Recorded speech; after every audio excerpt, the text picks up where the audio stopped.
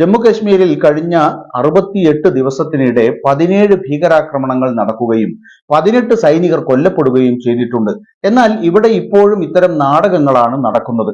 കെട്ടിപ്പൊക്കിയ കള്ളപ്പേര് സംരക്ഷിക്കാൻ മോദി സർക്കാർ നാടകം കളിക്കുകയാണ് എന്നാണ് കോൺഗ്രസ് കുറ്റപ്പെടുത്തിയത്.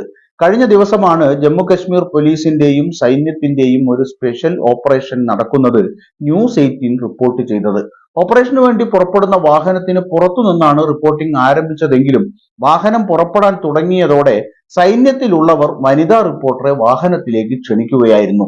അവർ അല്പനേരം വാഹനത്തിന് പിറകെ നടന്നുകൊണ്ടും റിപ്പോർട്ടിംഗ് തുടർന്നു. അവർക്ക് വേണ്ടി വാഹനം പതുക്കെ പോകുന്നതും ദൃശ്യങ്ങളിൽ കാണാം. പിന്നീട് ഓപ്പറേഷന് വേണ്ടി പുറപ്പെടുന്ന വാഹനത്തിലേക്ക് ചാടിക്കയറി വാഹനത്തിന്റെ കതകിന് പുറത്തു തൂങ്ങിയിരുന്നു കൊണ്ടും അവർ റിപ്പോർട്ടിംഗ് തുടർന്നു. ഈ സമയത്തെല്ലാം ക്യാമറ അവരെ പിന്തുടരുകയും ചെയ്യുന്നുണ്ട്. ഈ രീതിയിൽ റിപ്പോർട്ടിംഗ് തുടരാനുള്ള സൗകര്യം ഒരുക്കി കൊടുക്കുന്ന സൈനികനെയും ദൃശ്യത്തിൽ